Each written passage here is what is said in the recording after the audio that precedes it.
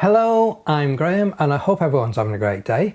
Welcome to this pilot episode for what I hope is going to be a new video series here on YouTube covering the FZ300 or the FZ330 from Panasonic for new users to that camera. Now, I've started this series because of a few feedback comments from my latest book, which is the user's guide for the FZ300 330, and from some of the later FZ300 tutorials that are running here on YouTube, that the technical content is a little bit too hard to follow for new users.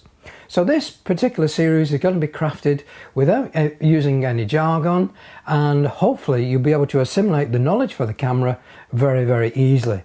And to assist that, I've actually created a PDF file, which is the content of the video program. Now, it's available as a PDF download, and I'll put a link to that in the video description below. So if you want to download it, you can follow along with the program as we go through the various setups for the camera. You can actually print it out. It's in high resolution format, so you can print it out as a document if you wanted to, or keep it on your smartphone or tablet as a reference. When you do get familiar with the camera, I do encourage you to have a look at my user's guide. It's available on Amazon in colour format, or if you buy the black and white version, if you send me your order number from Amazon, I will forward you the colour PDF for the book. So you've got the black and white material and you've got the PDF file, which will give you all the colour pictures that are in that guide. It's available also as a PDF only download, and again I'll put a link to that in my video description below so you can have a look at that. Okay, let's now start the actual series in earnest. I would have liked to have taken the camera out and shown you the setup and shot some photographs with you, but unfortunately it's the UK and this time of year we get quite a bit of rain, especially in the north of England. So some of the work I shot on Saturday when we had a bit of sunshine, but I'm going to show you how I set those shots up and the video, and you can be able to see how to do that. Now, so everyone is on the same page on this tutorial, I'm asking everyone to follow along and reset the camera back to the factory default. I'll then make some changes to the menu structures, and then you'll be able to follow along with me. It means then if I make some changes to the camera, your camera will reflect that, and you won't be wondering why you're not achieving the same results. So please do follow along, reset the camera, and we'll all be able to follow the program correctly. Okay, let's start this program rolling.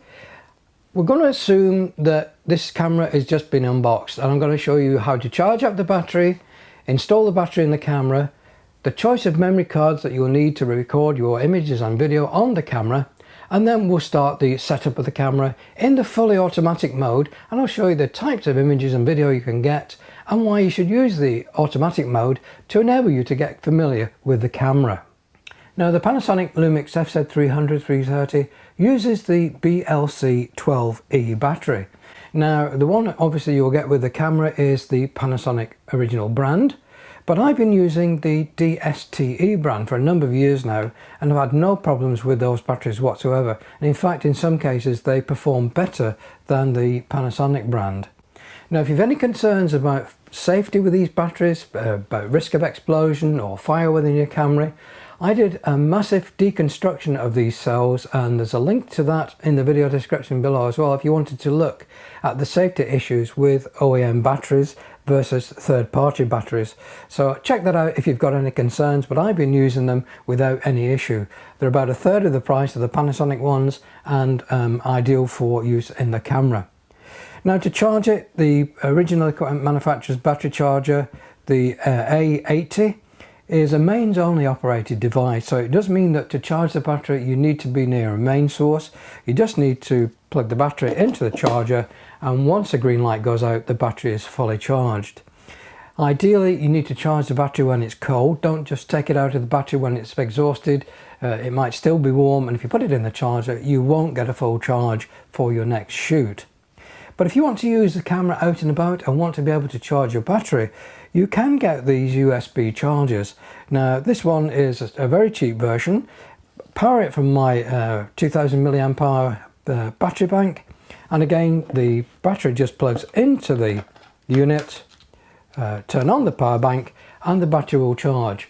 Also, with some of these devices you'll get a lead that you can charge them in your car, so it gives you a lot more flexibility than the Panasonic mains only device. I don't know why they haven't actually produced chargers which you can actually use dual input voltage, so you can either use them from mains operation or from your car 12 volts, or in fact from USB. So I don't know why they haven't done that. They're missing an opportunity in the market. They're already criticized for not having USB charging within the cameras, so it's something they ought to have a look at for the bridge camera range. So having established that we need to charge the battery and how to charge that, it's inserted into the camera just in the base of the camera by opening the camera door. It will only fit one way around. Place the camera in the slot, push it down, and you'll hear it latch as it goes against the contacts. Now we need to look at a memory card to record your images and video on.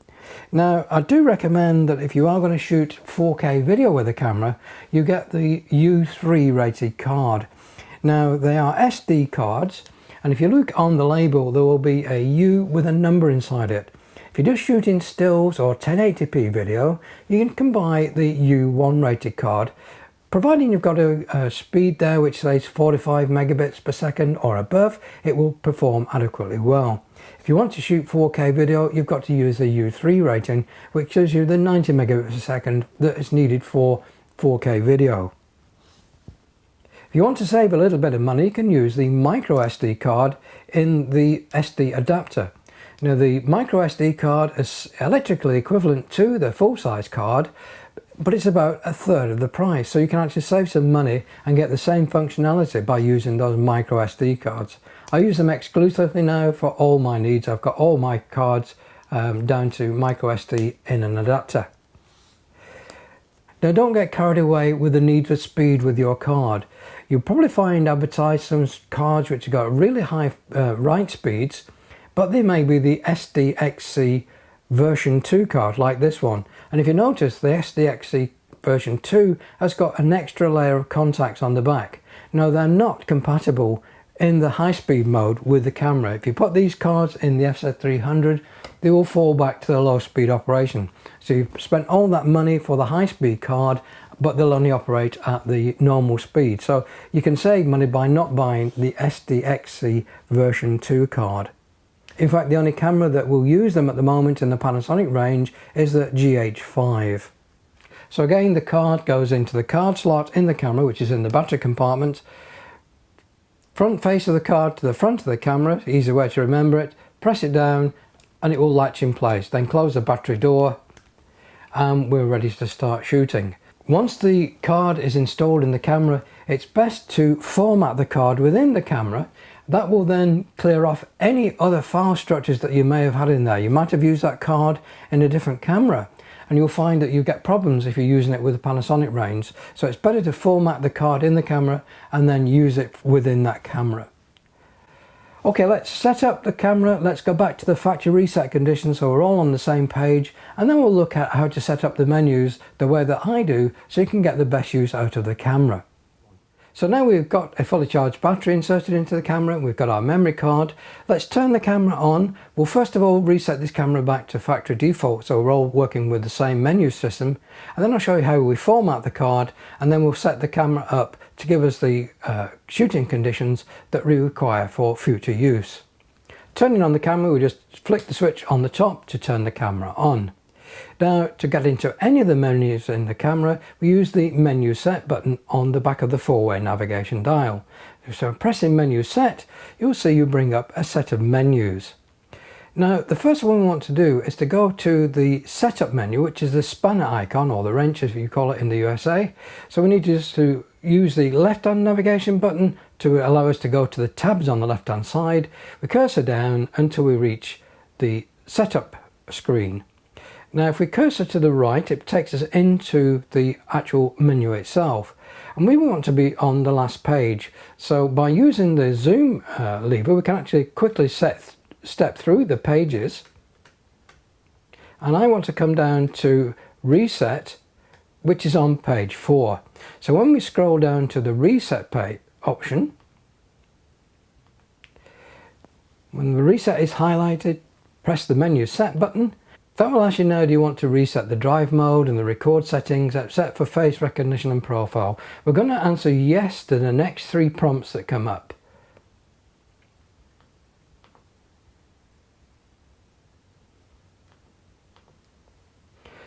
So now we reset the camera back to the camera defaults. We'll now go through and format the memory card, and that is on the last screen, page 5 of 5. So again, highlight the option for format, press menu set. It will say it's going to delete all the data from the memory card. So if you've got images on there that you've not saved, it's worth saving them before you go to the yes operation.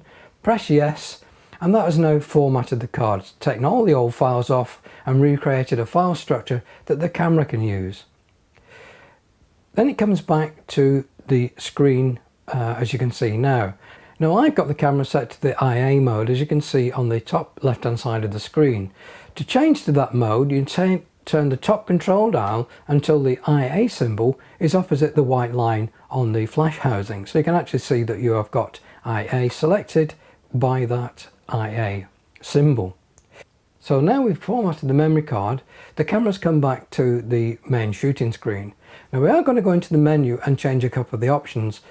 Once you get confident in setting up those options, you may want to change some of the default settings, but initially, if you just come along with me and set the menu options that I have. If we go menu set, that takes us into the option again, and I'm going to go over to the record setup screen. So that is the camera icon on the tabs on the left hand side. If we scroll over to the right hand side, the first one you'll see is the photo style. Now in the Intelligent Auto and the Intelligent Auto Plus mode, we only have a choice of standard or black and white, so there's no changes we can make there. We want to shoot in colour, so you'll leave that as standard. The one you might want to change is the aspect ratio. Now aspect ratio is the ratio of the height to the width of the image, and that will depend really on how you're going to use the images. If you're going to use them for prints and you want them to be 4:6 or multiples of 4:6, then you would change that aspect ratio to 3:2, which gives you that ratio. If you're going to use the camera for producing HD video or pictures that you can use in HD video, then you want to select a aspect ratio which gives you that without having to look at the crop on the screen. So for example, I shoot most of my work for HD video, so I would select the 16:9 option. So by just pressing the menu set, that locks in the aspect ratio to 16:9. Now the picture size is the number of pixels that were recorded with that particular format. If you're in 4:3, then you'll see the largest option you get there is a 12 megapixel, which the camera supports. So that is the number of pixels that this camera has at its biggest aspect ratio. If you use anything more than 4:3, then you'll notice that that value changes. So if I go to 16:9, you'll notice that the number of pixels is 9 megapixels. So we've cropped some of the pixels off from the top and bottom. The next option to look at there is the quality. In the quality mode, you'll see two double rows of dots, and they signify that you're in the fine JPEG quality mode. I would suggest initially you leave it at fine JPEG. There is an option there to set what's called a RAW format, but the RAW format does need specialist editing programs to allow you to get the best quality. So initially leave it in the double row fine JPEG option. If we scroll down, you'll see that on the next page there's the option to set the focus mode, and I would suggest you leave that on the AFS, which is autofocus single. If we scroll down, we can see some other options that are available, but the one I would like you to change is the self timer mode. Self timer by default is set up for 10 seconds. Now that's ideal if you want to have the camera mounted on a tripod and you want to take selfies. You'll press the shutter button, run to the group, pose, and then the camera will take the picture 10 seconds later. But for most operations that's probably too long, so I normally set that down to 2 seconds. Leave all the other options as they are just for now. Now we want to look at some of the customize options you can put on the camera to allow you to use the camera in more creative modes. To get into those creative modes, again we need to cursor left so we highlight the tabbed icons, select the wrench plus C option, and then cursor right again to get into the menu structure. And we want to look for guideline, and if you again use the zoom key, you can actually cursor through to the page that we want, and the one we want is on page 4. Right at the very bottom of the screen you'll see guideline. Now the guideline enables you to put on there the rule of thirds. If If you select the top option, that is the 2 vertical graticules, 2 horizontal graticules, which divides the screen up to give you the rule of thirds, which aids you in your composition of pictures. And I'll talk more of that when we look at taking photographs. So set the option to give you the rule of thirds. Another option I'd like you to change is the function button setup. And the function button is on page 7. So again, just using the zoom key to scroll through until we get to page 7. Go down to function button set. Again, press menu set to operate it. And last, you do want to set these settings in the record or in the playback mode. And we want to be in the record mode. So I'm going to press menu set. And that takes me into a pictorial view of all the buttons that you can actually customize on this camera. As you can see, there are quite a few. I'd like you to change function button 2. So just cursor down until you see function button 2 highlighted in yellow. We're going to change its operation so we can actually get to the focus area very quickly without having to go through several menus to set it up in size and position. So with function button 2 highlighted, press menu set, and that will now take you through to the options for programming that button. And the option we want to set up on there is the focus area set, and that's on page 3. So again, using the zoom lever, we can go back 1 page, and you see at the bottom there is focus area set. So select it and press menu set, and you can now see that function button 2 has the focus area set operation assigned to it. Once you're happy with that, you can use the function 3 button or the trash can button to return back to the shooting menu. So those are the options that we've initially set with the camera, and we can now start to have a look at shooting in the IA mode. Well, that's it for the pilot video. I'll carefully monitor your comments coming back to make sure I am delivering what you require to learn the FZ300-330. It is a complex camera, but it is capable of some fantastic results once you understand its limitations and how to use it. Check out my photographic blog. Again, I'm going to put a link to that in video description below. You'll find lots more content on the FZ300-330, and on the home page is the invitation to join a 3 weekly newsletter. It's not just news, it's also technical information and other updates that I don't publish on the photographic blog. So if you've not subscribed to the newsletter, please do fill in the application form and you'll receive it every 3 weeks. So until the next video, thanks very much for watching. Please do like and share, subscribe if you've not already subscribed to the channel, and I'll see you all in the next one. Goodbye for now.